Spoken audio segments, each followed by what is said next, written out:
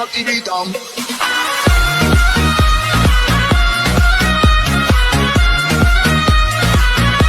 Hello everyone, স্বাগত জানাই আপনাদের আরও একটা নতুন ভিডিওতে। তো আজকের এই ভিডিওতে আমরা অ্যালার্ট মোশন অ্যাপের মাধ্যমে এইরকম স্ট্যাটাস ক্রিয়েট করব।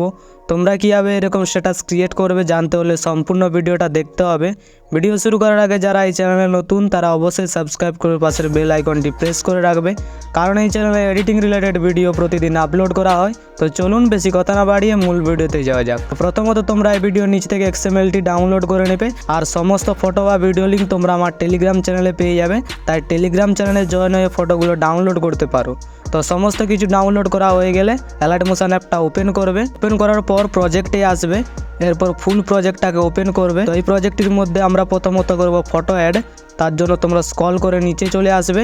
নিচে আসার পর সংটার উপরে দুটো ফটো দেখতে পাচ্ছ, তো যে কোনো একটা ফটোর উপর ক্লিক করবে। কালার অ্যান্ড ফিলে আসবে, এই অপশানটাতে ক্লিক করবে। এরপর গ্যালারি থেকে যে কোনো একটা ফটো সিলেক্ট করবে, এরপর প্লাস আইকনে ক্লিক করলে ফটোটা অ্যাড হয়ে যাবে। এরপর এখান থেকে ব্যাক আসবে, অপরের ফটোটাতে ক্লিক করবে, কালার অ্যান্ড ফিলে আসবে, এই অপশানটাতে ক্লিক করবে। এরপর তোমরা সেম ফটো সিলেক্ট করবে, এরপর প্লাস আইকনে ক্লিক করলে ফটোটা অ্যাড হয়ে যাবে। এরপর এখান থেকে ব্যাক।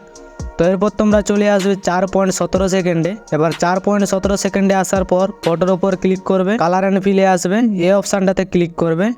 এরপর গ্যালারি থেকে যে কোনো একটা ফটো সিলেক্ট করবে, প্লাস আইকনে ক্লিক করলে ফটোটা অ্যাড হয়ে যাবে। এরপর এখান থেকে ব্যাক আসবে, পরবর্তী ফটোটার উপর আসবে, ফটোর উপর ক্লিক করবে, কালার অ্যান্ড ফিলে আসবে, এই অপশানটাতে ক্লিক করবে। এরপর নেক্সট ফটো সিলেক্ট করবে, প্লাস আইকনে ক্লিক করলে ফটোটা অ্যাড হয়ে যাবে।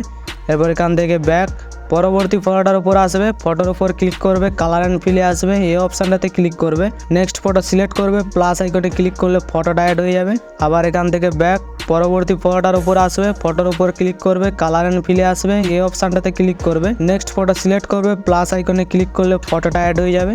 তো এরকমভাবে তোমরা সমস্ত ফটোগুলোকে অ্যাড করবে। এবার সমস্ত ফটো অ্যাড করা হয়ে গেলে উপরে শেয়ার আইকনে ক্লিক করবে, নিচে এক্সপোর্ট এখানে ক্লিক করলে ভিডিওটি গ্যালারিতে সেভ হতে শুরু করবে। তো এই সাথে আজকের ভিডিও এতটাই। কেমন লাগলো কমেন্টে অবশ্যই জানাবে। ভিডিওটি ভালো লাগলে ভিডিওতে একটা লাইক অবশ্যই করবে। তো দেখা হচ্ছে নতুন কোনো ভিডিও নিয়ে, ততক্ষণ নিজের খেয়াল রাখবে। বাই।